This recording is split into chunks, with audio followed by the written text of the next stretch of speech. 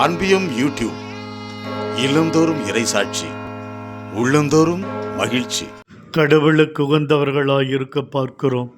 ஆண்டவர், எங்கள் ஒவ்வொருடைய வாழ்வும் மக்கேற்புடைய வாழ்வாக வாழ்வதில் தான் அடங்கி இருக்கிறது. மற்கேற்புடைய வாழ்வு பல்வேறு புண்ணியங்களை, நல்ல பண்புகளை கொண்டுள்ளது. மக்கேற்புடைய வாழ்வது என்பது எளிதான காரியமல்ல. சிரமங்கள், சோதனைகள், வேதனைகள், நெருக்கடிகள், இடர்பாடுகளை கடந்து செல்ல வேண்டும்.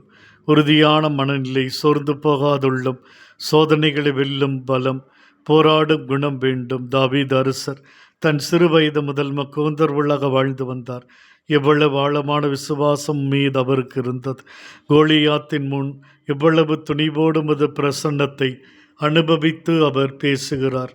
ஆனால் சோதனை வேளையில் தான் கடவுளுக்கு உகந்த ஒரு வாழ்க்கை வாழ்ந்து கொண்டு வருகிறேன், தெய்வ நம்பிக்கை மிக்கவனாக நான் ஆண்டவரால் அபிஷேகம் பெற்றவன் என்ற எண்ணமெல்லாம் வந்துவிடவில்லை. சோதனையில் வீழ்ந்தே போகிறார். கடவுளுக்கு உகந்தவன் என்பதை மறந்து போகிறார். தெய்வமே, எங்களுடைய வாழ்விலும் தொடக்கமாக்கிய திருமுழுக்கின் வழியாக எங்களை உகந்தவர்களாய் உருவாக்கி ஒவ்வொரு அருட்சாதத்திலும் உகந்த தன்மையை உறுதிப்படுத்தி வழிநடத்தி கொண்டு வருகின்றீர். எங்களின் சொல், செயல் அனைத்தும் உகந்தவையாய் இருக்க வேண்டும். அப்பேற்பட்ட நல்ல வாழ்வு இந்த நாள் முழுவதும் வாழ வழிநடத்தும் சுவாமி.